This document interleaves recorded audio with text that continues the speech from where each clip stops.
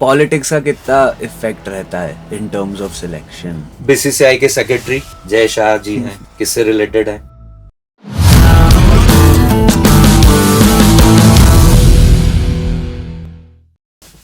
Hello, and welcome to another episode of the Everything Sports podcast presented by Bluetick Studios. Today we have with us Rishabh Singh, our co-host, and today we have a very special guest, the formidable cricketer turned coach with over 30 years of cricketing experience in university level and division level tournaments. Recently, he became the man of the series of the Veterans Tournament in the World Premier League held in Mumbai. Currently, he's coaching the DPS cricket team and is part of the Indore Cricket Association selection committee. He is none other than Mr. Kapil Shingre. So, sir. Yes, sir. First question. DPS में आप अभी हो, Yes. right?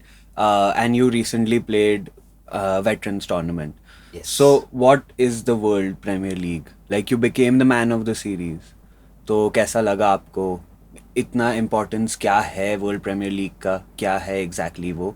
And veterans tournament के बारे में भी थोड़ा बताइए. जी बिल्कुल. कितने लोग, कैसे लेवल के लोग खेलते हैं, एवरीथिंग उसके बारे में. Yes.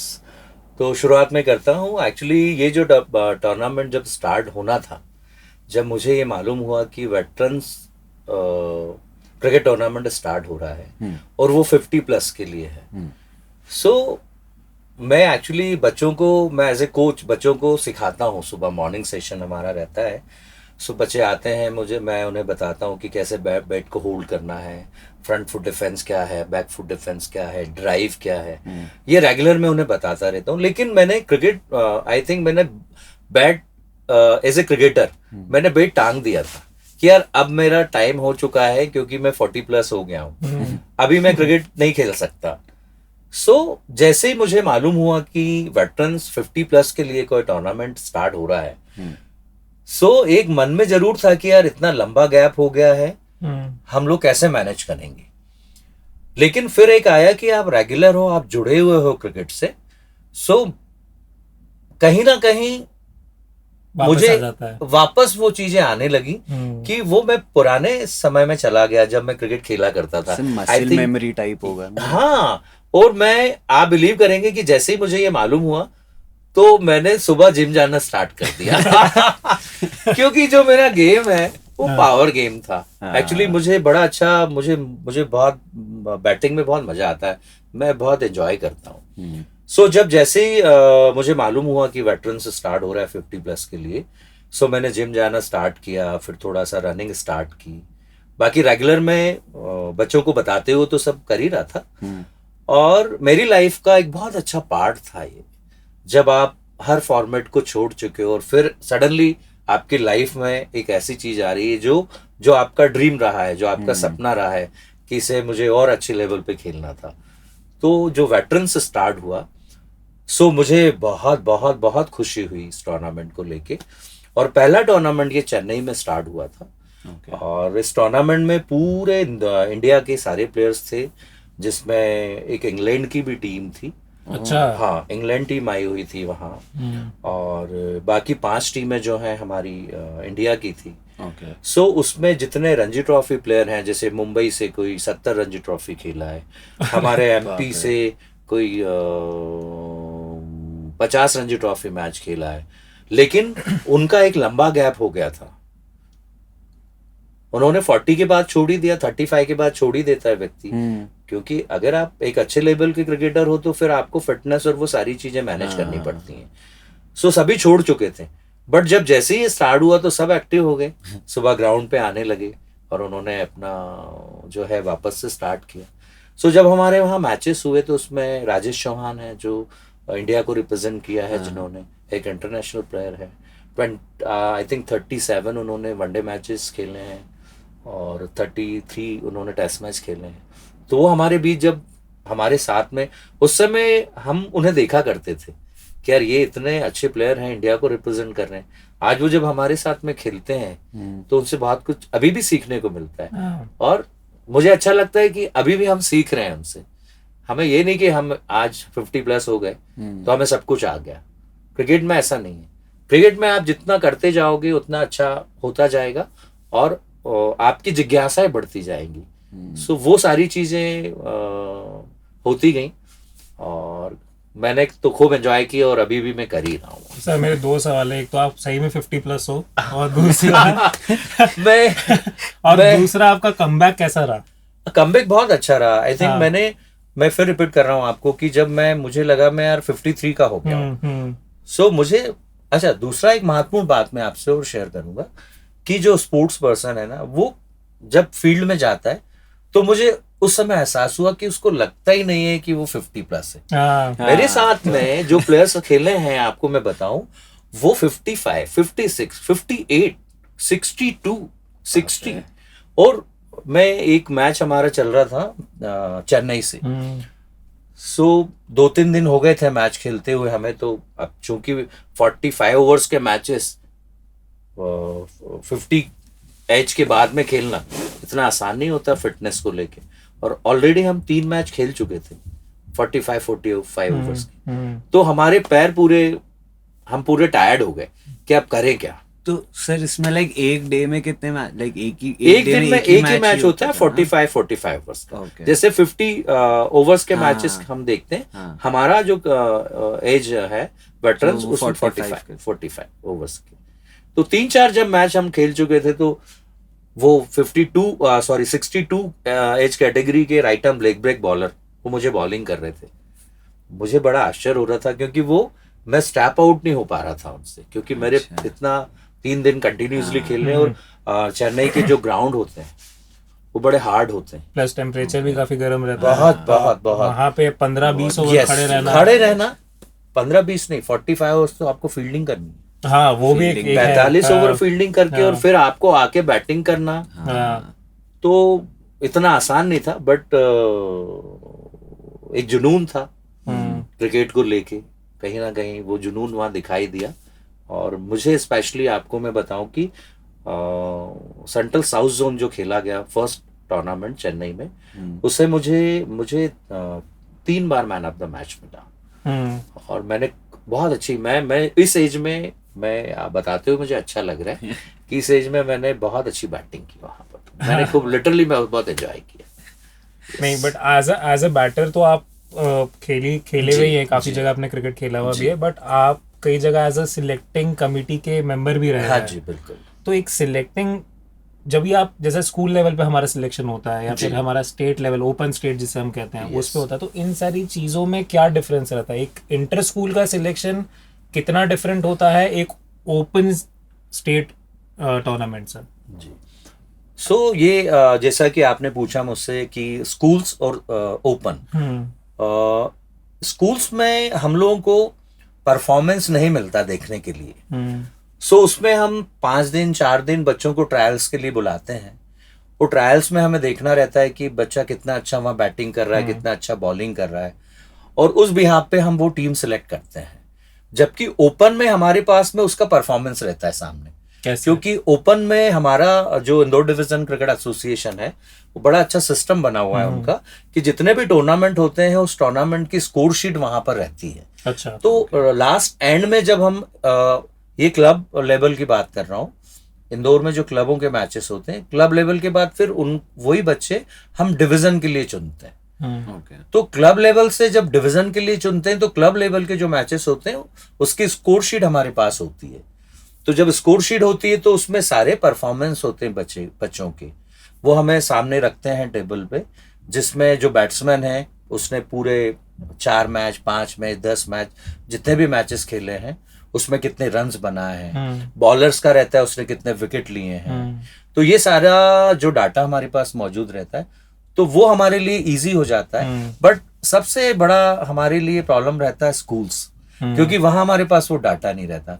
वहां हमें हमारे अनुभव के आधार पर टीम को सिलेक्ट करना रहता है कि हाँ ये बच्चा डिफेंस अच्छा कर रहा है या ड्राइव अच्छा मार रहा है या ये बॉलर एक लाइन पे बॉलिंग कर रहा है। क्योंकि क्रिकेट में अगर आपकी लाइन और लेंथ से बॉलिंग कर रहे हैं तो सबसे अच्छी बात होती है कि एक लाइन आपने पकड़ी हुई है और उस लाइन पे और उस लेंथ पे बॉलिंग कर रहे हैं। अगर जनरली होता क्या है कि आप ऑफ स्टंप के बाहर फेंक रहे हैं, लेग स्टंप के बाहर फेंक रहे हैं, तो कोई मतलब ही नहीं उस बॉल का। नहीं, बट इसमें सर मेरा एक क्वेश्चन है, मतलब काफी जो लोग क्रिकेट के बारे में जानते होंगे उनके लिए शायद बहुत बेसिक क्वेश्चन हो, हाँ, बट जब भी हम एक नेशनल लेवल के एक बॉलर को देखते हैं और कई बार मैं कमेंट्री में सुनता हूँ कि आज उनकी लाइन और लेंथ बराबर नहीं है जी। पर एक ऐसा प्लेयर जो कि 3 वर्ल्ड कप में खेल चुका है, क्या वो आज भी जाके उस चीज में डिस्टर्ब हो जाता है कि वो लाइन और लेंथ अपनी ना पकड़ पाए? बिल्कुल बिल्कुल होता है। पर सर इतने मैचेस खेलने के बाद, इतनी प्रैक्टिस करने के बाद हाँ आपकी लाइन और लेंथ कैसे चेंज हो सकती है? देखिए एक्चुअली होता क्या है कि जब बैट्समैन बैटिंग के लिए आता है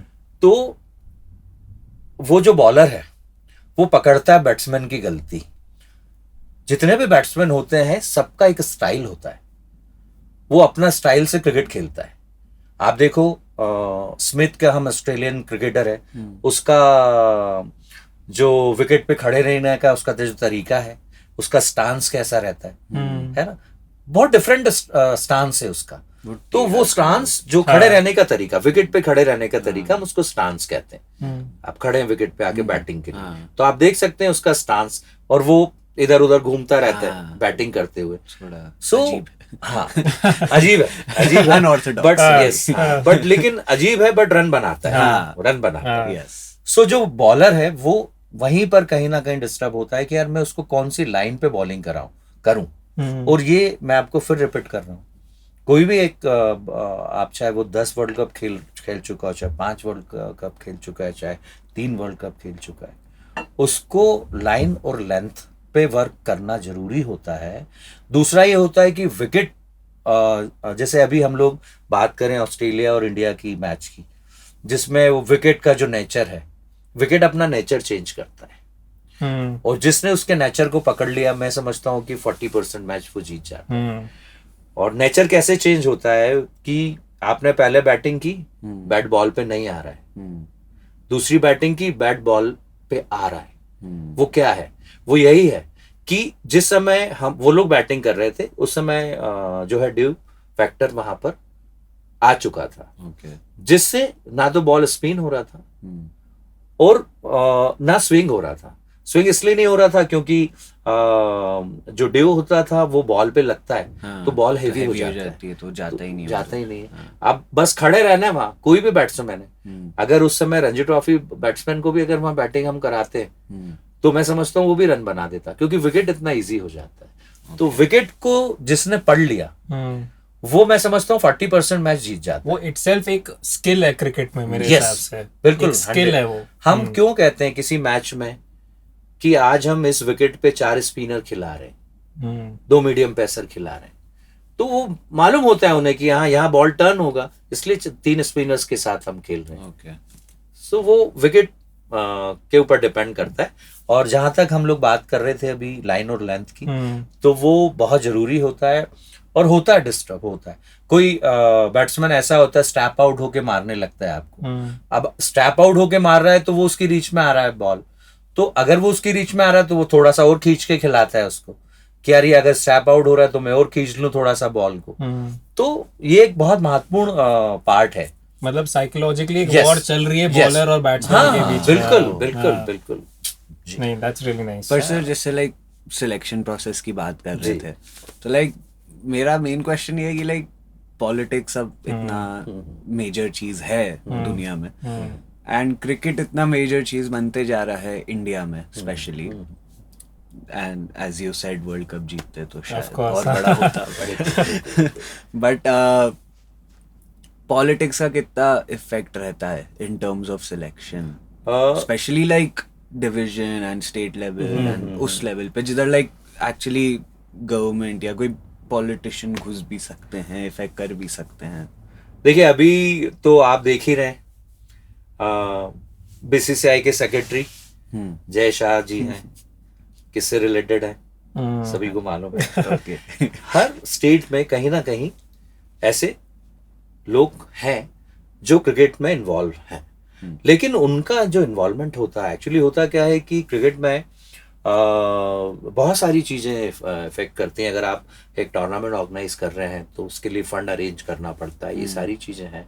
बट जहाँ हम आप बात कर रहे हैं सिलेक्शन को लेके, मुझे लगता है मेरे नॉलेज में तो नहीं है ऐसा कभी किसी, क्योंकि मैं भी काफ़ी समय इसमें मेरा इन्वॉल्वमेंट रहा है, सिलेक्शन कमेटी में रहा हूँ। इन केस कभी ऐसा हो भी जाता है कि किसी प्लेयर्स को हमें प्रमोट करना रहता है कि यार इसको प्रमोट कर दो, लेकिन मैं फिर रिपीट कर रहा हूँ आपको, इतना लंबा समय हो गया मुझे क्रिकेट खेलते हुए, खिलाते हुए बच्चों को, मैंने प्रमोट कर दिया, लेकिन दर्शक उसको देख रहा है, उसका परफॉर्मेंस है।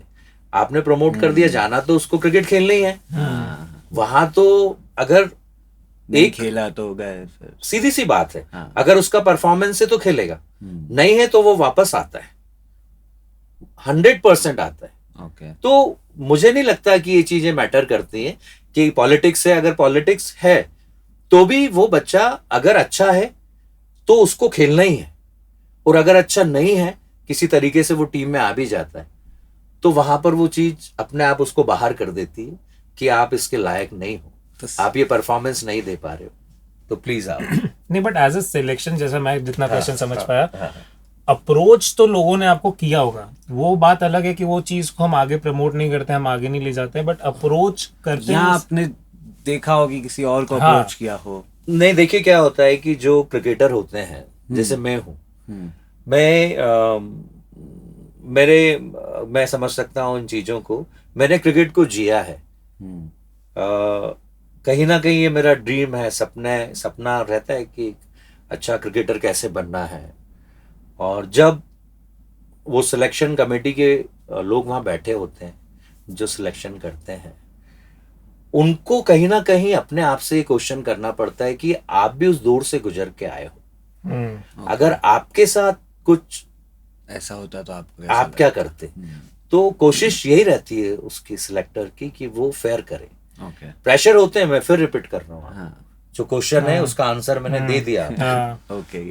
मैं बोल रहा हूँ आपको, ऐसा नहीं है, कहीं ना कहीं से डायरेक्ट नहीं आता है, वो डायरेक्ट नहीं आता है, कहीं ना कहीं से आता है, लेकिन जो वहां बैठे हैं ना, उनको ये चीज समझ में आती है कि अगर हमने ये हमारे साथ होता तो हमारे साथ कितना बुरा होता। मैं आपको बताऊं कि एक पूरे साल में एक बच्चा परफॉर्म करके आ रहा है, उसने रन्स बनाए हैं, उसका फॉर्म है, उसने 1000 रन बना दी पूरे साल में। अब एक ने बनाया है 600 रन या 700 रन पूरे ईयर में। मैं वहां बैठा हूं, मुझे लग रहा है यार ये 1000 रन जिसने बनाया है, कितनी मेहनत की होगी विकेट पे खड़े रह के, कितना पसीना बहाया होगा इसने, जब ये इतने रन यहाँ पर इसके लगे हुए हैं स्कोर बोर्ड। तो वो एक चीज कहीं ना कहीं एक जो क्रिकेटर है, और आपको मैं फिर रिपीट कर रहा हूँ कि सिलेक्शन कमेटी मेंबर ये पॉलिटिशियन नहीं होते, ये स्पोर्ट्समैन है, ये स्पोर्ट्समैन है। ये बहुत अच्छी बात है कि वो स्पोर्ट्समैन है, तो वो उन चीजों को बहुत अच्छे से समझते हैं कि एक मेहनत करके प्लेयर आ रहा है, और अगर आप उसके साथ गलत करेंगे तो बड़ा मुश्किल होता है। हम अपने आप को कभी माफ नहीं कर सकते। हम उस समय तो कर देते, बट हमें कहीं ना कहीं ऐसा लगने लगता है कि अरे यार हमने फेयर नहीं किया। वो आपको सोने नहीं देती, वो चीज आपको चैन से सोने नहीं देती, वो चीज आपको हर्ट करती है कि नहीं आपने गलत किया। तो थोड़ा सा ये है कि फेयर ही होता है लगभग, बट हाँ आपने जो क्वेश्चन किया कि होता है प्रेशर। एक फॉलो अप क्वेश्चन था। से आई रिमेम्बर बिनी जब प्रेसिडेंट थे, आई थिंक जी, स्टुअर्ट बिनी को लिया था क्रिकेट, तो वो आपको लगता है कि लाइक प्रेशर देखिए ना, मैं फिर आपको रिपीट कर रहा हूँ आपको, क्योंकि सर ने बोला ना कि वो फिर परफॉर्म नहीं कर पाते, तो मेरे को वही क्लिक हुआ कि क्या हुआ एग्जैक्टली वो नहीं होता है। आप कितना भी कैसे भी तरीके से आप कोई भी तरीका अपना के आप अगर किसी बच्चे को आपने अंदर कर भी दिया टीम में, लेकिन वो बच्चा हमें मालूम है उस लायक नहीं है, और वो क्रिकेट उस बच्चे को अपने आप बाहर कर देता है, जैसे अभी आप फ्लैश आउट कर देगा। यस, उसके लिए आपको परफॉर्म करना। हाँ एग्जैक्टली, होता है। नहीं, बट इन सारी चीजों में सर मेरा एक ये भी डाउट आता है कई बार कि एज अ स्पोर्ट्समैन भी, जैसे मैं फुटबॉल में हूँ, मैं क्रिकेट में इनिशियली था, फिर नहीं रहा, खेलने वाले लेकिन हमेशा 11 हैं जी, और अप्लाई करने वाले जैसे हम कहते हैं ना हजारों की संख्या में। बहुत सी बार ऐसा होता है कि एक प्लेयर अच्छा है, उसमें कैलिबर भी है, सब कुछ एथिक्स हैं पर वो खेल नहीं सकता, तो आप उन लोगों को आप कैसे बता सकते हो कि यार चलो ठीक है यार हमारे 11 में सिलेक्शन नहीं हुआ बट स्पोर्ट्स में और भी ऑप्शंस हैं। तो क्रिकेट में ऐसे कौन से लोग हैं जो जो आप ऑप्शंस बता सकते हो कि ठीक है अगर टीम में ही नहीं सही तो आप यहाँ पे आप क्रिकेट को जी सकते हो, आप यहाँ पे अपना पार्ट प्ले कर सकते जी हो। बिल्कुल, बड़ा अच्छा क्वेश्चन किया है आपने, मुझे बड़ा अच्छा लगेगा ये बताते हुए कि नितिन मेनन है जो अभी आईसीसी के मेन अंपायर हैं और उनका नाम चलता है एक बड़ा अच्छा उनका नाम है पूरे पैनल में, बीसीसीआई में भी एक बहुत बड़ा नाम है। सो हम उसे नितिन मेनन को हम लोग मोनू कहते थे। वो हमारे साथ का क्रिकेटर था। अच्छा। हमारा जूनियर था। ओके। सो एक जो है बात शेयर कर रहा हूँ, 22 एमपी की जो टीम थी, सो कहीं ना कहीं उस टीम में नितिन मेनन को नहीं लिया गया एमपी की, जबकि परफॉर्मेंस कर ही रहे थे और भी कैटेगरीज में वो एमपी को रिप्रेजेंट कर रहे थे। ये सर कब, लाइक कौन से ईयर? आई थिंक मुझे लग रहा है ये 1992 के आसपास का। ओके। हाँ, वो समय काफी जिस समय एक लंबा टाइम हो गया। हम पैदा नहीं हुए। सो आई थिंक मेरे हिसाब से ना वो उन्होंने प्लान चेंज किया। जैसे आप पूछ रहे हैं कि भाई इसके आगे क्या ऑप्शन है, क्रिकेट छूट गया है, अभी क्या? तो फिर नितिन ने जो है अंपायरिंग को अपना प्रोफेशन बनाया। और चूंकि वो क्रिकेट खेलते थे तो उन्हें मालूम था, और अभी भी आप देख सकते हैं उनके जितने डिसीजन होते हैं बहुत फेयर होते हैं। और एक अच्छा क्रिकेटर अगर अच्छा अंपायर बनता है तो वो वहां खड़े रह के सोचता है कि यार ये गलत डिसीजन ना इसकी लाइफ खराब कर देगा। बहुत सोच समझ के वो डिसीजन देते हैं। तो अगर आप क्रिकेट में अच्छा नहीं कर पाते हैं तो बहुत सारे इसमें आपके लिए ऑप्शन है। पहला तो अंपायरिंग है, दूसरा स्कोरिंग है। स्कोरिंग भी बीसीसीआई लेवल पे स्कोरिंग के एग्जाम्स होते हैं। स्कोरिंग एक टफ जॉब है, मैं फिर रिपीट कर रहा हूँ। उसमें हमें एक एक बॉल, कितनी बॉल डॉट्स खेली हैं, किसमें रन बने हैं, पूरा टोटलिंग करना, इसके भी एग्जाम्स होते हैं। अच्छा। पहले वो डिवीजन लेवल पे होते हैं, वहां अगर आप अंपायरिंग स्कोरिंग के एग्जाम क्लियर करते हैं तो फिर आप जाते हैं स्टेट लेवल को, फिर स्टेट लेवल के होते हैं, फिर स्टेट लेवल के बाद फिर आप जाते हैं मेन जो बीसीसीआई लेवल का जो टूर्नामेंट होते हैं उसके लिए क्वालिफाई करते हैं। तो अंपायरिंग हो गया, आपका स्कोरिंग हो गया, और फिर अभी कुछ समय पहले से मैं देख रहा हूँ काफी चीजें चेंज हुई हैं, वीडियो एनालिसिस का भी हो गया काफी। वो लोग भी वहां इन्वॉल्व हो गए, उनके भी एग्जाम्स होते हैं, उनके लिए भी वहां पर एक ऑप्शन। क्या होता है मेन मोटो इस चीज का, ये क्या लोग करते हैं, इनका मेन मोटो क्या होता है एक वीडियो एनालिसिस का? यस, वो कोई भी बच्चा जब बॉलिंग करता है तो उसकी जो गलतियां होती हैं, जैसे जस्ट लाइक हम अगर बात करें कि अगर हम एक बॉल फेंक रहे हैं तो बॉल फेंकने में हमें कहाँ कहाँ पर हमारी मिस्टेक्स हैं। हमारा हेड जो है वो कभी डाउन हो रहा है, कभी अप हो रहा है। हेड हिलना, हम कहते हैं कि भाई आपका हेड स्टिल होना चाहिए जब आप बॉलिंग करते हो। तो वो वहां पर एक मैं हूं, अगर मेरी गलतियों को अगर आप बता रहे हैं कंटिन्यूसली तो मैं उसको सुधारने की कोशिश करूंगा। अगर मेरी गलतियों को मैं देख ही नहीं पा रहा हूं तो मैं कैसे उसको सुधारूंगा? तो उसका जो मेन वो रहता है वो यही है कि वीडियो एनालिसिस मीन्स पूरे मैच का आपको जो गलतियां कर रहा है उस गलतियों के विषय में बैठ के फिर वो कंप्यूटर पे वो सारी चीजें जो कोच है उनके साथ शेयर करते हैं। फिर कोच जो रहता है वो पर्टिकुलर जो बच्चा होता है उसके साथ बैठ के उसको बताता है कि आप ये गलतियां कर रहे हैं, आप ये गलतियां ना करें। इतना एडवांस जो है ये। But sir at the same time जिस हिसाब की टेक्नोलॉजी आ गई है चिराग, जिस हिसाब के कैमराज हैं हमारे पास, सब कुछ है, अंपायरिंग करना बहुत ज्यादा अभी मेरे को थोड़ा बहुत लग रहा है कि उतना रेलेवेंट है क्या? क्योंकि पहले जब हमारे मैचेस होते थे तब वहां के umpires they were like very close. आप एक एक सेकंड में जब आप रिप्ले में देखते हो तो आपको पता चल जाता है कि ये सही डिसीजन था कि नहीं। अब हमारे पास सारी टेक्नोलॉजीज हैं, तो ये टेक्नोलॉजी के साथ आज के टाइम में एक अंपायर का क्या रेलेवेंस बच गया है गेम में? देखिए मैं आपको फिर रिपीट कर रहा हूँ कि अंपायरिंग का जो जॉब होता है वो बड़ा टफ जॉब होता है। आप वहाँ खड़े हुए हैं, आपके सामने एक, और कितना समय मिलता है हमें डिसीजन देने में, एक सेकंड है ना, सेकंड से भी कम हम बोल सकते हैं, क्योंकि बस बॉल हाथ से छूटा और हम तो यहाँ पर टीवी पे के सामने देखते हैं, बट जब आप वहाँ 150 140 का जब स्पीड से वो बॉल जाता है तो इतना आसान नहीं होता डिसीजन देना। लेकिन मुझे बड़ा अच्छा है, ये देख के मुझे बड़ा अच्छा लगता है कि ये जो टेक्नोलॉजी आ गई है, ये सारी टेक्नोलॉजी जो है कहीं ना कहीं बैट्समैन के भी फेवर में है, कहीं ना कहीं बॉलर के भी फेवर में।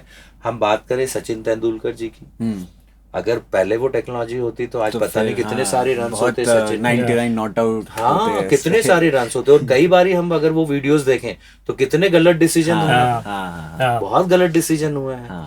सो ये टेक्नोलॉजी आने के बाद ना हम लोग आई थिंक मेरे हिसाब से जो परफॉर्मेंस है वो भी प्लेयर्स का कहीं ना कहीं अच्छा बढ़ फेयर हो गया। उसको लगता है कि हाँ मेरे पास एक चांस तो है, जो मैं बोल सकता हूँ कि नहीं ये गलत है, आप इसे देखो, इसे करेक्ट करो। तो ये चीजें अच्छा है अगर ये सब टेक्नोलॉजी आ रही है क्रिकेट में। और अंपायरिंग का जॉब फिर मैं बोल रहा हूँ बहुत टफ जॉब है, बहुत बहुत मुश्किल होता है वहाँ खड़े रह के डिसीजन देना।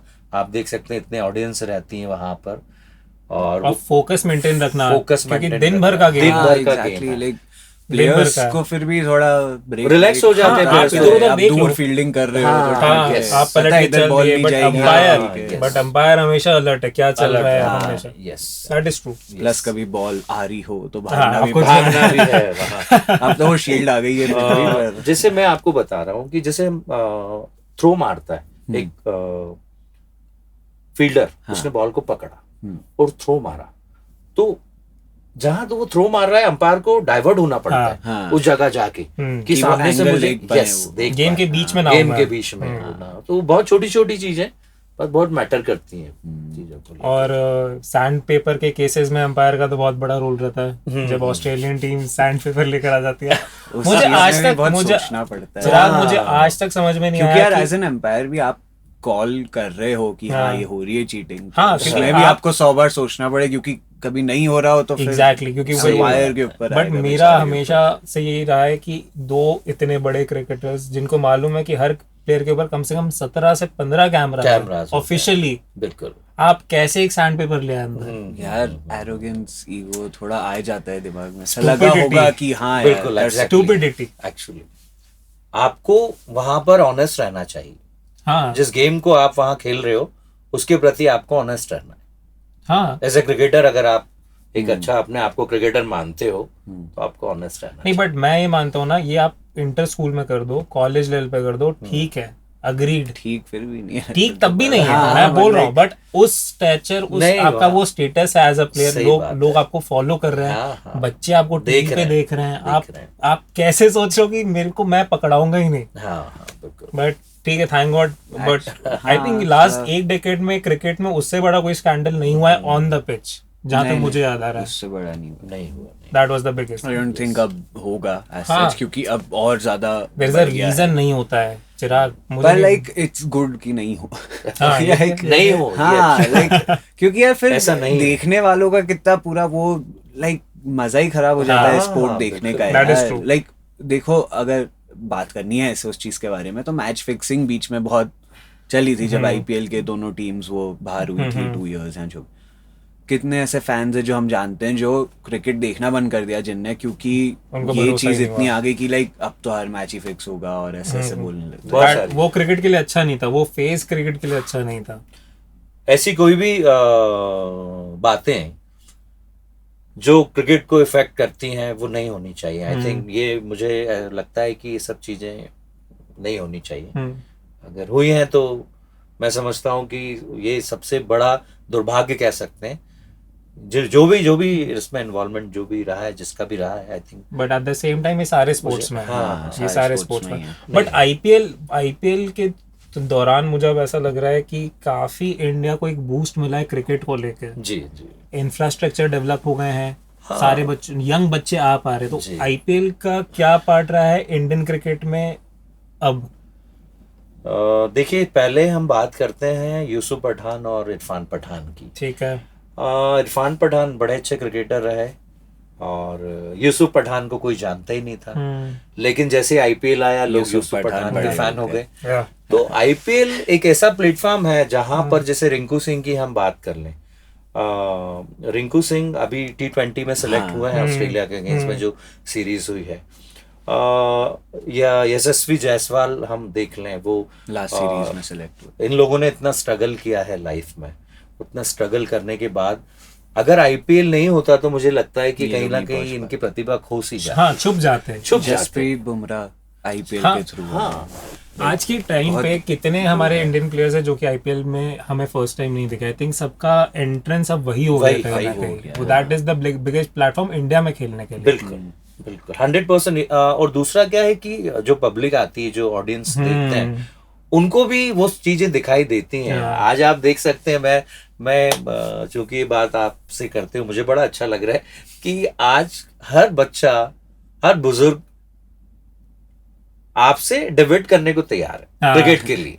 यस, कुछ नहीं है उसको मालूम, लेकिन फिर वो खड़ा होके बोलेगा कि नहीं, आज इन्होंने ये डिसीजन गलत हो गया, इसको यहाँ पर बैटिंग करनी थी, इसने बॉलिंग ले ली, इसके कारण ये ऐसा हो गया। आप देख लीजिए सभी जगह ये। सो कहीं अगर कुछ ऐसी बातें होती है ना, तो हम चुप होके सिर्फ सुनते हैं, क्योंकि हमें मालूम है क्या है। तो अब सुनो, अब ये जो बोल रहे हैं उसको, इंडिया बड़ा के मजा खून में क्रिकेट है, हम बहुत सीरियसली सबके पास ओपिनियन है क्रिकेट को लेके तो हमेशा होगा। सभी आप जितने भी लोगों को देख सकते हैं, क्रिकेट से रिलेटेड बहुत सारी बातें शेयर करते हैं वो, बहुत सारी। आप तो स्कूल में सर इतने टाइम पे आप कोच रहे हुए, टीचर रहे हुए, तो बच्चों के क्या सवाल रहते हैं, स्पेशली वर्ल्ड कप हारने के बाद?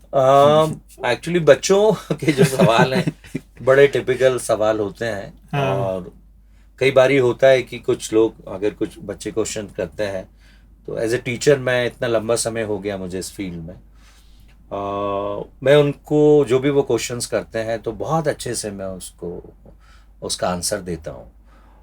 और जनरली बच्चे जो आपका कमेंटेटर है, कमेंटेटर को बड़ा फॉलो करते हैं बच्चे, क्योंकि क्रिकेट देख रहे हैं, उसके बाद वो सुन रहे हैं। हाँ। तो जो बोल रहा है वो कि ऐसा नहीं होना चाहिए, ऐसा होना चाहिए था, ऐसा नहीं, ऐसा, तो वो क्रिकेट वाली ही भाषा में आपसे बात करते हैं कि सर, रोहित शर्मा अगर वो शॉट नहीं खेलते तो हम लोगों को स्टार्ट अच्छा मिल जाता। अब आप एक छोटा सा बच्चा ये क्वेश्चन कर रहा है कि अगर वो और खड़े रहते तो एक अच्छा स्टार्ट मिल सकता था, उन्होंने जल्दबाजी की, उस ओवर में ऑलरेडी 2 चौके आ चुके थे। तो इस विषय में वो बात करते हैं और होमवर्क कर आते हैं, मतलब होमवर्क करके आते हैं। मैच अच्छे से मैच देखते हैं ना, वो सामने उनके सब कुछ दिखाई देता है। तो क्वेश्चंस बड़े अच्छे होते हैं, उनके क्वेश्चंस बड़े अच्छे, काफी नॉलेज बढ़ गया है, नॉलेज बढ़ गया है, नॉलेज। सर मेरे को बल्कि इससे ही एक और वो था, जैसे कोचिंग वाइज और लाइक टीचर के उससे भी, अगर जैसे फॉर एग्जांपल कोई बच्चा है जो सपोजली जैसे आप बैट्समैन हो जी, है ना, तो अगर कोई है जो बॉलर है, हाँ जी, पर आपको ऐसा लग रहा है कि हाँ ये मच बेटर कर सकता है एज अ विकेट कीपर या एज अ बैट्समैन, तो आप कैसे लाइक उसको अप्रोच करते हो चेंज करना उसका रोल? क्योंकि लाइक जैसे लाइक फेमसली जैसे सबको पता है MS धोनी का भी था, वो भी दूसरे उसमें हाँ, थे वो पहले बड़े अच्छे गोलकीपर हुआ करते थे फुटबॉल में। जैसे विराट कोहली भी बहुत इंटरव्यूज में बोल चुके कि उनको लगता था पहले बहुत अच्छे बॉलर थे, अभी भी विकेट है, पर लाइक तो लाइक कैसे लाइक उनके लिए इजी कैसे करोगे आप प्रोसेस की, लाइक पूरा रोल आपका शिफ्ट करना इधर से? बिल्कुल। एक्चुअली अगर कोई बैट्समैन होता है, उसका ये है कि मुझे बैटिंग करनी है, विकेट पे खड़े रहना, रन्स बनाना है, और बैटिंग करके आ गया वो, उसने पैड अप उतार दी, पैड्स वगैरह, ग्लव्स, कि सर मैं बॉलिंग करूं सर। तो हम बोलते हैं यार अभी आपने बैटिंग किया, नहीं सर मैं बॉलिंग भी बड़ी अच्छी करता हूँ। सो जब हम उसको बॉलिंग करते हुए देखते हैं तो एक तो ये है कि उसका जो रिदम है, क्रिकेट में रिदम बहुत जरूरी है। जैसे आपने देखा होगा, हम कोई साइकिल चलाते हैं, बाइसिकल चलाते हैं, इसमें जब हम पैडल उसमें मारते हैं तो छोटे छोटे पैडल जब हम मारते हैं स्टार्ट के वो है ना, तो बड़ा गड़बड़ हो जाता है। लेकिन वही जब हम फ्लो में आ जाते हैं, हाँ, स्मूथ स्मूथली तो वो सारी चीजें हमें दिखाई देने लगती हैं। हम्म एक अच्छा सा रन अप उसका, जंप उसका, क्योंकि जब डिलीवर करता है बॉल हाँ। जंप करने के बाद कि ये इसका जंप कैसा है। दूसरा है टेक्निकली चीजें हैं छोटी छोटी, उसका हेड जो है वो गिर तो नहीं रहा है। इसमें रहता है कि अगर आप बॉलर हो और अगर आप बॉलिंग कर रहे हो और आप बॉलिंग करते हुए आपका हेड जरा सा भी ऐसा या ऐसा हो गया तो बॉल जो है वाइट होगी। ओके, हेड स्टिल होना चाहिए उस बॉलर का। तो छोटी छोटी चीजें हैं, हम लोग उसको वॉच करते हैं और फिर उसमें हम लोग, ये नहीं कि हमने उसको वॉच किया और उसके बाद उसको बताया, हम उसको इंटरेस्ट डेवलप करते हैं उसमें, बच्चे में, कि बेटा अगर आप बॉलिंग करोगे ना आप 100 रन बनाओगे और अगर आपने 5 विकेट ले लिए तो वो 100 रन के बराबर है। ओके, तो वो फिर उसको motivation- इच्छा होगी कि Yes, मैं तो ये फिर करूं इधर। हाँ, सोचते हैं यार 100 रन बनाना थोड़ा सा मुश्किल है, 5 विकेट पांच लेना विकेट आसान है। एक ओवर तो में हो हम सकता है। हाँ, तो फिर वो डाइवर्ट होता है ओके, कि नहीं अब ये सर कह रहे हैं तो मुझे ये करना चाहिए। लेकिन इन चीजों के लिए मैं समझता हूँ इतना लंबा समय मैंने इस फील्ड में गुजारा, एक लॉजिक होना चाहिए अच्छा सा जो बच्चों को उसमें इंटरेस्ट डेवलप कर सके। आप जो बता रहे हैं, आपका बताने का जो तरीका है, मैंने बहुत सारे कोचेस को देखा है, आया बच्चा है चलो ऐसा करो, ये नहीं, आपको बच्चा बनना पड़ता है। एक बच्चे के साथ में जब आप कोचिंग कर रहे हो तो देखिए वो छोटा है, उसका जितना माइंड है वो उतना ही अपना दिमाग लगाएगा। अब मैं अलग सोच रहा हूँ, मैं सोच रहा हूँ यार इससे मैं बहुत कुछ करा लूं, लेकिन वो पॉसिबल नहीं है। आपको उसके माइंड के साथ जाना पड़ेगा, उसके दिमाग के साथ जाना पड़ेगा, अगर उसके साथ आपको काम करना है, वर्क करना है। तो मुझे उसके जैसा बनना पड़ेगा, थोड़ी सी मस्ती करनी पड़ेगी उसके साथ में, बातें करनी पड़ेंगी, उसको मोटिवेट करना पड़ेगा। जैसे कई बार ही होता है, मैं आपको बताऊं कि अभी हमारा मैच है और वो बच्चे को एक दिन पहले टीचर ने डांटा कि आपकी कॉपी कंप्लीट नहीं है, मैं आपके पेरेंट्स को कॉल करूँ। उन्होंने पेरेंट्स को कॉल किया। कल हमारा महत्वपूर्ण मैच है, नेक्स्ट डे फाइनल मैच है, और आज उस बच्चे के साथ ये हो गया कि उस बच्चे की कॉपी कंप्लीट नहीं है तो उसके पेरेंट्स को वहां पर कॉल हो गया। अब पेरेंट्स का सडनली जब टीचर्स का कॉल जाता है पेरेंट्स को तो उसको लगता है अरे यार ये मेरा बच्चा इतने अच्छे स्कूल में मैं पढ़ा रहा हूँ, इतना पैसा खर्च कर रहा हूँ बच्चे के लिए, और ये टीचर्स के फोन आ रहे हैं। तो वहां पर जो पेरेंट्स का रोल होता है ना, वो बहुत महत्वपूर्ण रोल होता है। पेरेंट्स को वहां पर बच्चे को डांटना नहीं है, बहुत अच्छे से समझाना है उसको। और अगर किसी बच्चे का ड्रीम गेम है, जैसे कोई बच्चा क्रिकेट पसंद कर रहा है, उसको उसके ड्रीम गेम के साथ ही वो चीज भी कराना है आपको। उसको ये बोलना है कि देखो आप एक अच्छे क्रिकेटर जब बन पाओगे जब आप अच्छी स्टडी करोगे। अगर आप स्टडी नहीं करोगे तो फिर आप अच्छे क्रिकेटर नहीं बन सकते। और होता क्या है कि वहाँ पेरेंट्स का रोल बड़ा अलग होता है, वो उस बच्चे को चिल्लाना और उसको अलग तरीके से ट्रीट करना, वो नहीं होना चाहिए। इस चीज को अच्छे से बताया जा सकता Yes. है कि एक बैलेंस रखना है हमें लाइफ में। बैलेंस रखना है आपको। एक अगर आपको एक अच्छा क्रिकेटर बनना है तो मैं आपको अच्छा क्रिकेटर जब भी बनने दूंगा कि जब आपका स्टडी में भी फोकस होगा। ओके, और आई थिंक दोनों चीजें हो सकती हैं। होती है ना। मैं मेरा एक्सपीरियंस है, मेरे पास आते हैं। मैं आपको एक छोटा सा एग्जांपल देता हूँ। बच्चा यहाँ से गया घर, पेरेंट्स ने बोला उसको कि भैया आपको मिल्क पीना है, तो वो मिल्क नहीं पी रहा है, वो अवॉइड किया उन्होंने, अरे यार मैं नहीं, सोना है मुझे मम्मा, सो गया। फ्रूट्स नहीं खा रहा है, नहीं मम्मा मुझे अच्छा नहीं लगता। परेशान हो गए पूरे सभी घर के सारे फैमिली के मेंबर। वही बच्चा जब मेरे पास आता है पेरेंट्स लेके कि सर ये इतनी मेहनत करके आता है और कुछ इसको हम बोलते हैं ना फ्रूट्स खा रहा है ना मिल्क ले रहा है, अभी हम क्या करें। तो हमारा एक अपना जो है एक लंबा समय हमने हमारी फील्ड में बिताया है, तो कैसे समझाना है वो भी एक आर्ट है हमारे लिए। एक बॉन्ड बन जाता है। यस, सो मैं उसको बोलता हूँ कि बच्चा आप क्या कर रहे हो, आप क्या आपकी मम्मा कंप्लेंट कर रही है, हमारा कल मैच है, 5 रन चाहिए 2 बॉलों में, आप थक चुके हो सिंगल डबल रन लेके, आपके हाथ पैर में जान ही नहीं बची है, कैसे बनाओगे 2 बॉलों पे 5 रन।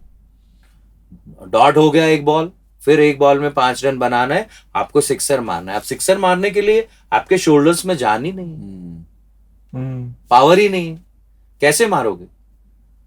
उसके लिए क्या होता है फिर मालूम वो है? सोचता पावर है। के लिए, हाँ सर, आप हाँ। पावर के लिए फ्रूट्स खाना पड़ते हैं, जब भी तो आप अपनी स्कूल की टीम को जिताओगे। तो वो उसको डाइवर्ट करना पड़ता है हमें, क्योंकि हमें मालूम है इसका ड्रीम गेम है, इसका वो सपना देखता है, बच्चा सोता है, सपना देखता है, मैं अच्छा क्रिकेटर हूँ, मैं विराट बन गया, मैं रोहित बन गया। तो उसके सपने के साथ, उसके ड्रीम के साथ में अगर हम उसके साथ में कुछ अच्छा वर्क करते हैं, हाँ। तो वो हमें एक अच्छा रिजल्ट देता है। और मुझे लगता है कि ये हर पेरेंट्स को करना चाहिए उस बच्चे के साथ। इस बार का वर्ल्ड कप कैसा लगा सर?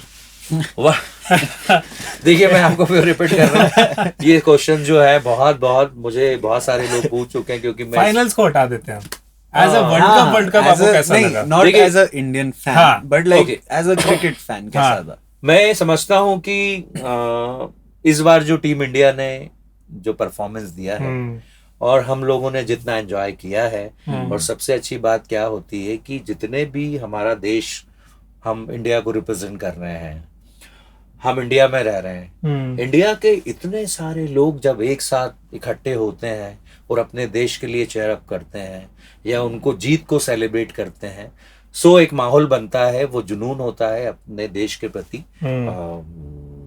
हम कह सकते हैं कि हमें देशभक्ति दिखाई देती है उन सभी लोगों में जो कहीं ना कहीं इंडिया से जुड़े हुए हैं।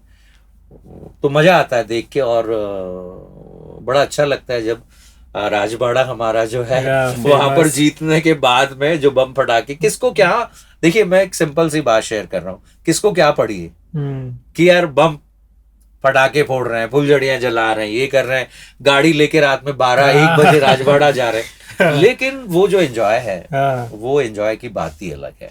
और मैं समझता हूँ कि वो एंजॉय जो है क्रिकेट के माध्यम से हम सब लोगों को मिलता है, यूनिटी आ जाती है, एक यूनिटी, हाँ, एक दिन के लिए यूनिटी आ जाती है। Yes. हम लोग कहीं ना कहीं हमें लगता है कि नहीं यार, आज हम जिस देश में रह रहे, वाओ, आज इसकी बात ही है। तो सर लाइक यूनिटी की बात करते जी, रहते जी। एक फील्डिंग मेडल था इस बार टीम में, और उससे काफी हेल्प हुई टीम को ऐसे Motivated जुड़ने थे, में और लाइक एक दूसरे से जेलअप होने में। और लाइक उनने अनाउंसमेंट्स भी बहुत इंटरेस्टिंग तरीकों में किए, लाइक टीवी की स्क्रीन पे उनने ड्रोन से वो जर्सी बना दी थी केएल राहुल की, और लाइक सचिन ने भी आके एक बार अनाउंस किया था। तो लाइक ऐसी चीजें कितनी इंपॉर्टेंट रहती है आपके हिसाब से? बहुत जरूरी as a रहती coach है, कि मैं like समझ- ऐसे हाँ। टीम को बिल्ड करने के लिए। देखिए क्या होता है, एक टीम को यूनिटी में लाने के लिए इन चीजों का बड़ा महत्वपूर्ण रोल होता है। हम देख सकते हैं कि सभी पूरी कंट्री, जब हमारी टीम इंडिया रहती है, एक दिल्ली का है, एक मुंबई का है, एक अलग अलग स्टेट से लोग आते हैं प्लेयर्स, उनको एक साथ हम कह सकते हैं कि एक धागे में पिरोना, और उनको ये मैसेज देना कि आप को अपनी कंट्री के लिए बेस्ट परफॉर्मेंस देना है। सो ये छोटी छोटी जो बातें होती हैं जो हम शेयर कर रहे हैं, ये बहुत महत्वपूर्ण होती हैं एक टीम बाउंडिंग के लिए। ऐसे आप बोल रहे थे, मेरे को चक दे इंडिया याद हाँ, आया। बिल्कुल, आप बिल्कुल। कहाँ से हो? इंडिया से। नहीं, बट कौन आदमी किस बैकग्राउंड से आ रहा है, हाँ, किस हाँ, फैमिली बिल्कुल, स्टेटस से है, बिल्कुल, yes. अलग अलग मेंटालिटी के लोग जब मिलते हैं तो वहाँ थोड़ा पर टर्बुलेंस तो जरूर आता है। बिल्कुल आता है, हाँ। 100% आता है। लेकिन अभी मैं देख रहा हूँ, पहले जरूर ये कुछ ना कुछ मुझे ऐसा लगता था कि यार ऐसा होता होगा, बट अभी ये इतने समझदार क्रिकेटर हैं। आप देखो विराट कोहली, अपने साथी क्रिकेटर्स जो जिन्हें लगता था कि यार एक ड्रीम है हमको इसके साथ में खेलना, हमारा सपना है, जब वो अपने प्लेयर्स के साथ में वहाँ खेल रहे हैं और विराट उनको बोल रहा है, अरे वाह आपने तो बड़ी अच्छी बैटिंग की। जैसे मैं बताऊं, हमारे इंदौर के आवेश खान है, जब ये आरसीबी से खेलते थे तो मैं समझता हूँ विराट कोहली ने उन्हें बहुत हेल्प की। हाँ, और obviously as a senior player बहुत रोल होता होगा। और वो बताते हैं, वो कि हमें बताते थे विराट भाई कि आपको ऐसा नहीं, ऐसा करना चाहिए। अच्छा, आप आवेश खान से मिल चुके हैं? हाँ, मैं एक्चुअली आवेश खान के विषय में, मैं आवेश खान इंदौर से हैं, वेंकटेश अय्यर इंदौर से हैं, रजत पाटीदार। तो जब हम लोग as a selection committee member हम लोग जब सिलेक्शन करते थे, तो ये लोग सब अंडर 18 अंडर 15 कैटेगरी में हमारे सामने से ही गुजरे हैं सब। हाँ, तो ये लोग हमें बहुत अच्छी तरह जानते हैं। इनमें से किसी की सिलेक्शन मिस हो गई थी या सब सिलेक्ट हो गए थे? हाँ, किसी के साथ ऐसा हुआ था कि मिस होने के बाद उन्होंने स्ट्रगल किया कि यार वापस करना पड़ेगा। आपको अगर याद हो कि नहीं यार, वो वेंकटेश अय्यर को तो मैंने उस समय मजा नहीं आया देख के। हाँ बिल्कुल। मैं एक्चुअली ये अगर वीडियो हम लोग जो शूट कर रहे हैं, अगर वेंकटेश अय्यर देखेंगे इसको तो मैं जरूर बताना चाहूंगा कि हमारा एक क्लब हुआ करता था, खनूजा क्रिकेट क्लब, जिसमें वेंकटेश अय्यर बहुत छोटे से आए थे और बहुत दुबले पतले थे। तो हम कई बार ही कहते थे यार वेंकी, ये एक्चुअली इसका जो नाम है वो साईं है, नाम हम साईं कहते थे। अच्छा। वेंकटेश अय्यर का नाम जो है वो साईं। साईं ये क्या है, हाथ पैर तो जरा जरा से हो रहे हैं तुम्हारे, क्रिकेट क्या खेल पाओगे यार। ऐसा हुआ है, ऐसा हुआ है कि उसको कई बारी ऐसा इन चीजों का सामना करना पड़ा कि यार वाकई बहुत दुबला पतला था वो। तो हम यही बोलते थे यार मुझे नहीं लगता है आप आगे कुछ खेल पाओगे, कई बारी हुआ। लेकिन फिर उसने जो है धीरे धीरे धीरे धीरे जो स्टार्ट किया, मेहनत की और मेहनत करी, और उसके बाद में जो परफॉर्मेंस निकल के आया, वैसे आवेश खान का भी था। आवेश खान के पीछे जैसे बैकअप होता है ना किसी के पीछे कि मैं हूं तू अच्छा कर, आवेश खान के पीछे कुछ नहीं था।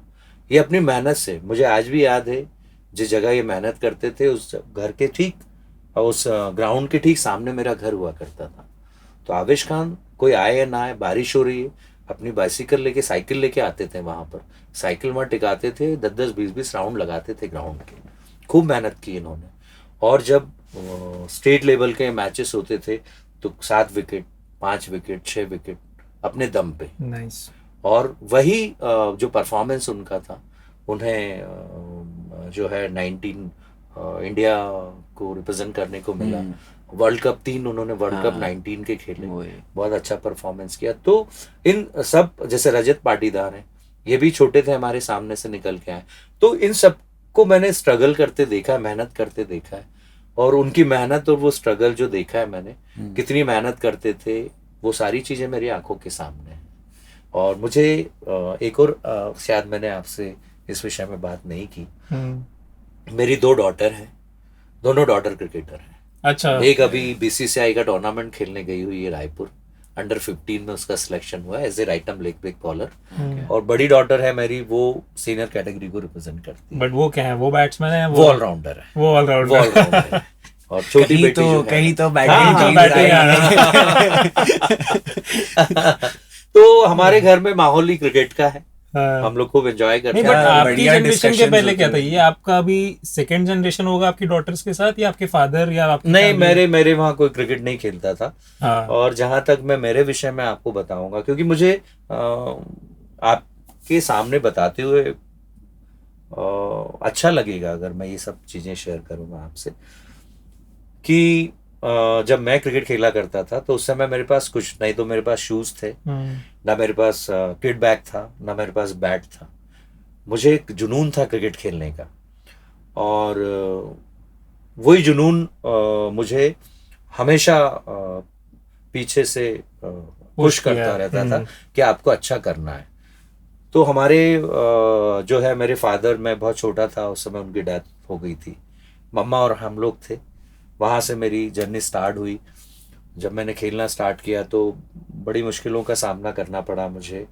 फाइनेंशियली हमारी कंडीशन इतनी अच्छी नहीं थी कि क्रिकेट का किट लेके आना या शूज़ लेके आना, लेकिन फिर भी मैं, हमारे एक बड़े अच्छे हमारे कोच हुआ करते थे, कमलजीत खनूजा सर, वो मेरी हेल्प करते थे काफ़ी। मुझे किट बैग, बैट, ये वो सब वो दिलाते थे।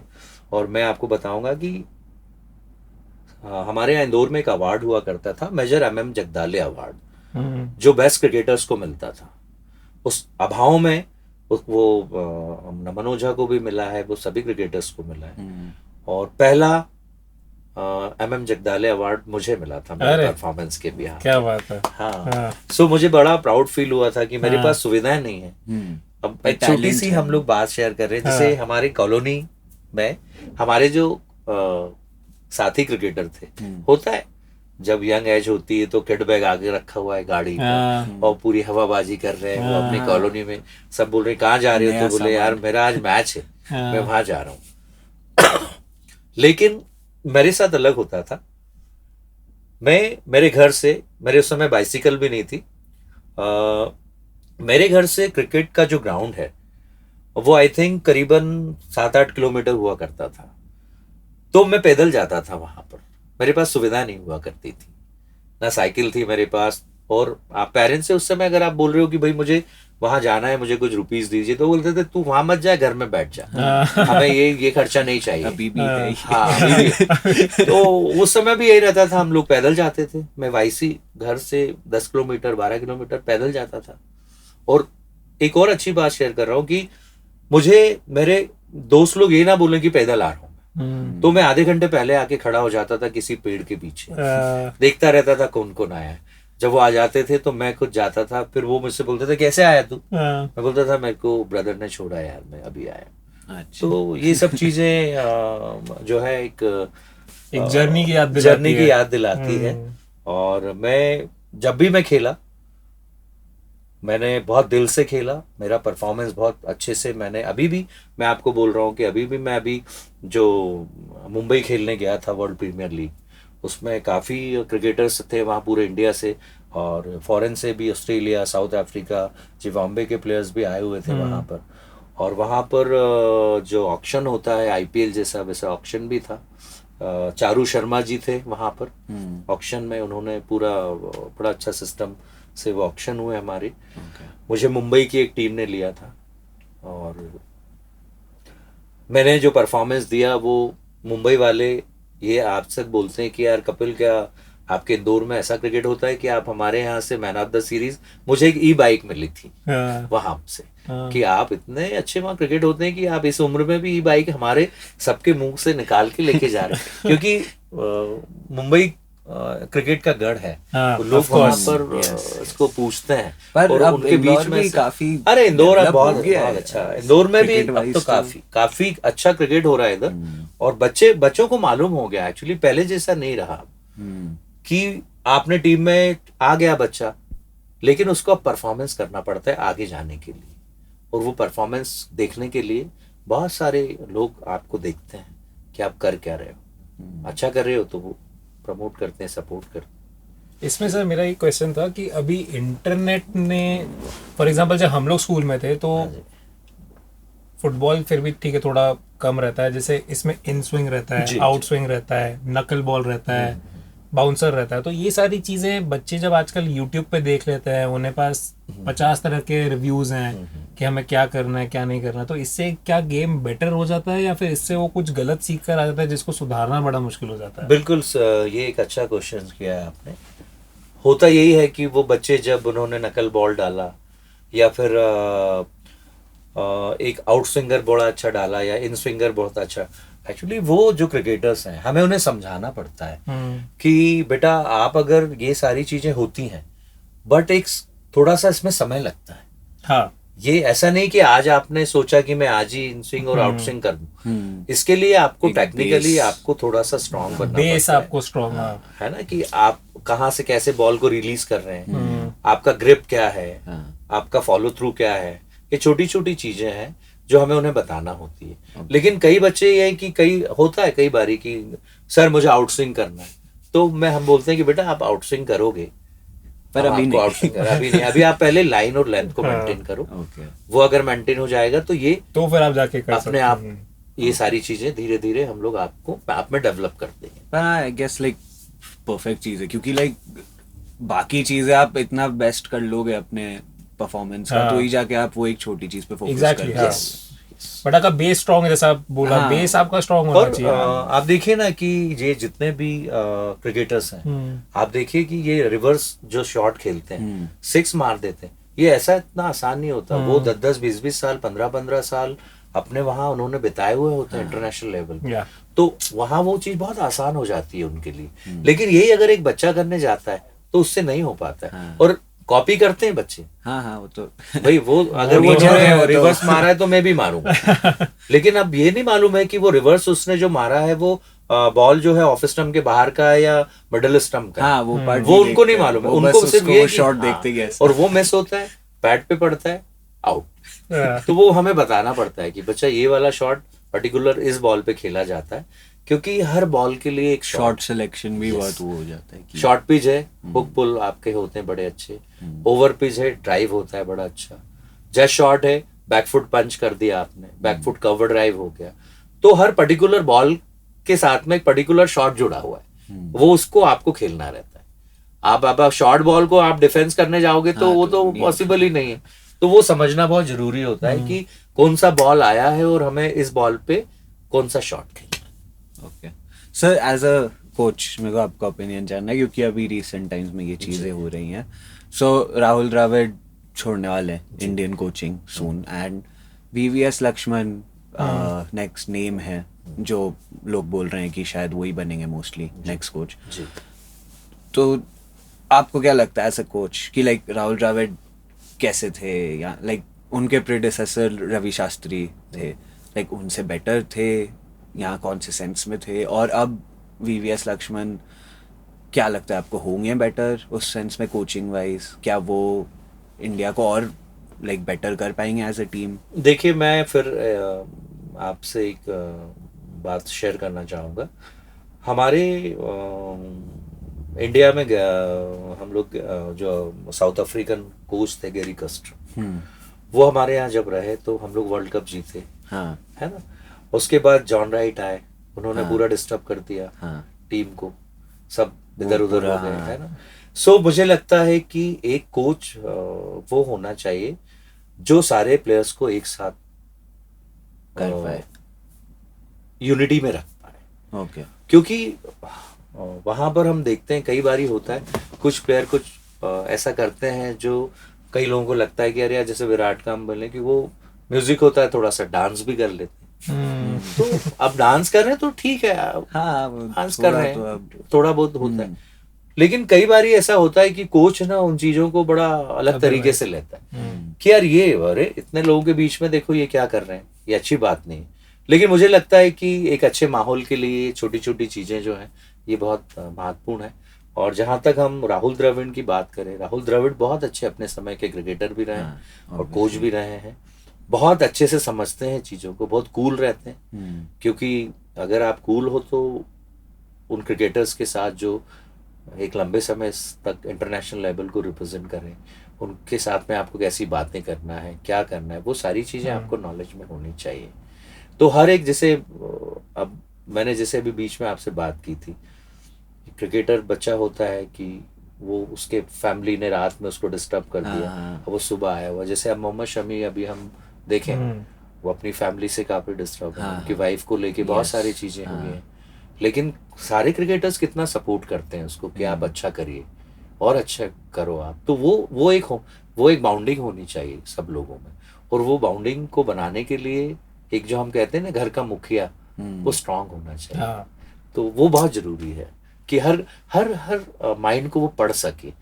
11 माइंड होते हैं, दिमाग होते हैं, पूरी 11 की टीम होती है, सब अलग अलग अपने अपने माइंड से सोचते हैं। उनको एक साथ एक प्लेटफॉर्म पे खड़ा करके उनसे बेस्ट निकलाना, ये एक आर्ट है। और ये मैं समझता हूँ कि ये एक जो कोच है वो उसमें ये क्वालिटी होनी चाहिए। ओके। सो आने वाले समय में VVS लक्ष्मण एक बहुत अच्छे अपने समय के क्रिकेटर रहे हैं वो भी। और मैं समझता हूँ कि ये जरूरी नहीं है कि राहुल द्रविड़ के जाने के बाद अगर VVS लक्ष्मण आ रहे हैं तो वो बहुत अच्छे कोच साबित हों। ये साबित करती है चीजें कि आप वो टीम को कैसे लेके चल रहे हैं। वो कोच बेस्ट है, चाहे वो कोच कोई भी हो सकता है। रवि शास्त्री जी को देख लीजिए, रवि शास्त्री जिस समय कोच थे तो एक अलग माहौल था क्रिकेट का। आज भी वो जो कमेंट्री में वो झलकती है, कहीं अगर कुछ गलत होता है ना, आप देखना उनका एक्सप्रेशन देखना, वो चिल्लाने लगते हैं लिटरली कमेंट्री में। वो उनको सहन नहीं होता क्योंकि वो कोच हैं, उनको लगता है यार ये गलत हो रहा है, ऐसा नहीं होना चाहिए। तो ये चीजें हैं। मैं समझता हूँ कि एक कोच का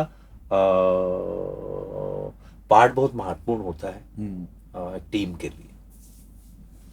जैसे आपने अभी बताया आपकी जैसे 2 बच्चियां जो भी क्रिकेट खेल रही हैं जी, इंडिया में वुमेन्स क्रिकेट को लेके अभी क्या चल रहा है? मतलब अभी हम कहाँ हैं अभी वुमेन्स क्रिकेट को लेके? देखिए, जहाँ तक मैंने देखा, मैंने कहीं ना कहीं प्लानिंग की हुई है। एक्चुअली मेरी वाइफ से मेरे इस विषय में काफ़ी डिस्कशन होते हैं कि यार ये बच्चियों को आप क्या क्रिकेट खिला रहे हो। हमने इनको एक अच्छे स्कूल में एडमिशन कराया इसलिए कि स्टडी अच्छी करें, कहीं इंजीनियर डॉक्टर ये सब बनने के लिए हम लोगों ने कितने प्रयास किए हैं, और आप इनको वही क्रिकेट जो आप खेलते थे। सो ऐसा होता है कि अभी इन्हें भी आप वही क्रिकेटर बना रहे हो। सो अभी जो मैं देख रहा हूँ वुमेन्स क्रिकेट में जो चीजें हुई हैं, जैसे सबसे महत्वपूर्ण होता है फीस को लेके अभी बहुत सारी चीजें थी कि भाई वुमेन्स क्रिकेटर्स को जो है उतनी फीस नहीं मिल पाती जितनी मेंस क्रिकेटर को मिलती है। अब बीसीसीआई ने दोनों लेवल हो गए, अब मेंस को जितना मिलता है उतना वुमेन्स को भी मिलता है। हाँ, मैं समझता हूँ कि बाकी जो जगह हैं उन जगहों में से इंदौर में वुमेन्स क्रिकेट के लिए उतनी सुविधा नहीं है। हम कह सकते हैं कि कहीं ना कहीं वो मिसिंग है। मेंस क्रिकेटर्स के लिए तो काफी है, बट वुमेन्स के लिए इंदौर में मैं फिर रिपीट कर रहा हूँ कि उतना अच्छा नहीं है जितना अच्छा होना चाहिए, क्योंकि वुमेन्स क्रिकेटर्स को, गर्ल्स क्रिकेटर्स को मैचेस चाहिए रहते हैं। मैं आपको फिर रिपीट करता हूँ कि एक मैच हम लोग अगर 20 बार नेट्स करते हैं, 10 बार नेट्स करते हैं, और वही अगर हम एक मैच खेलते हैं तो वो दोनों लेवल करती है चीजें। आप 10 बार नेट्स कर लो और एक मैच खेल लो, सो उनको मैचेस ही नहीं मिलेंगे, तो वो गलतियां अपनी सुधारेंगी कैसे?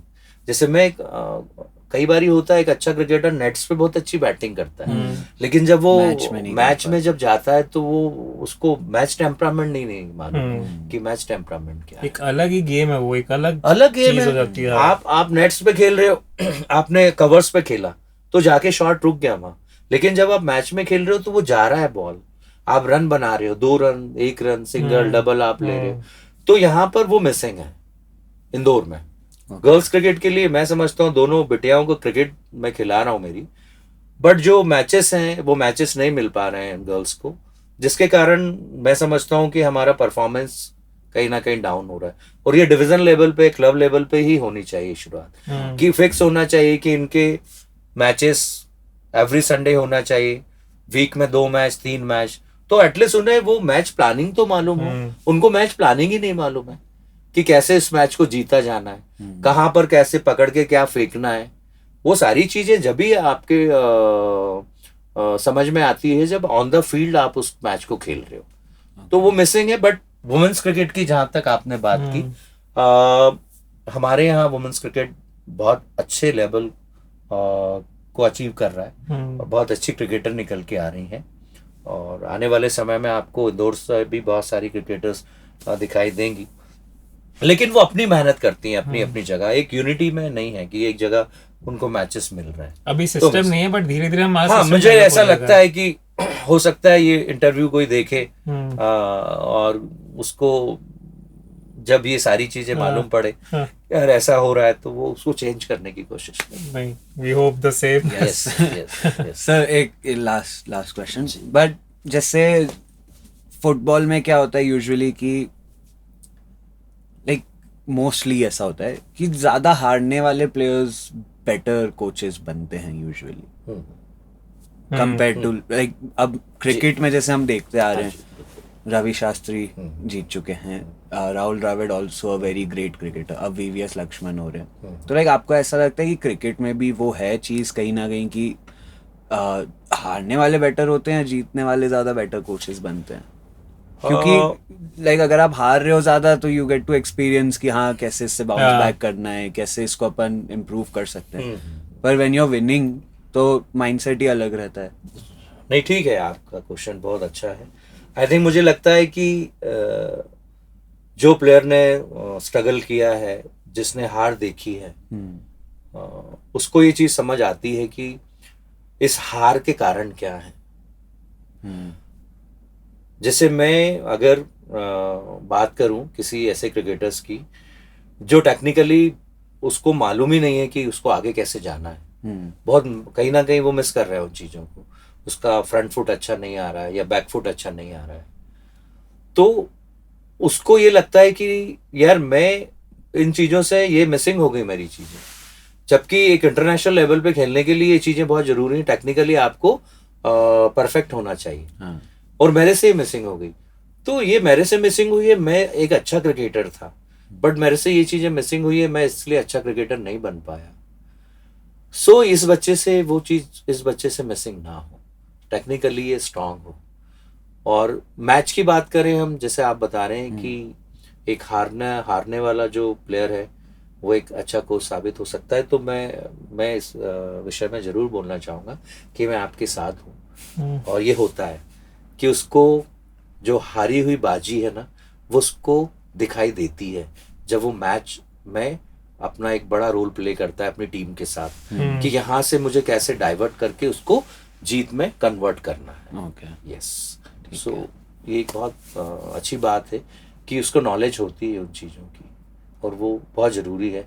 हम कहते हैं ना कि एक ग्राउंड लेवल का जो व्यक्ति है वो उसको नॉलेज में है चीज़ें कि कैसे ऊपर जाना है, और जो ऊपर है उसको नीचे का बहस मालूम ही नहीं है। हाँ, तो वो उस चीज़ को पहचान ही नहीं पाएगा कि ये नीचे क्या हो रहा है मेरे, वो तो यही है। हाँ, और जो ग्राउंड लेवल से उठ के ऊपर आता है वो हर उन परिस्थितियों को समझता है। तो मैं समझता हूँ कि वो एक अच्छा कोच साबित हो सकता है। okay. That's really nice. Okay, sir. Thank you for coming on the podcast. Rishabh, thank you for hosting. Thank you guys for watching, liking, and subscribing. Keep it up. Hit the like button down below, and see you next week.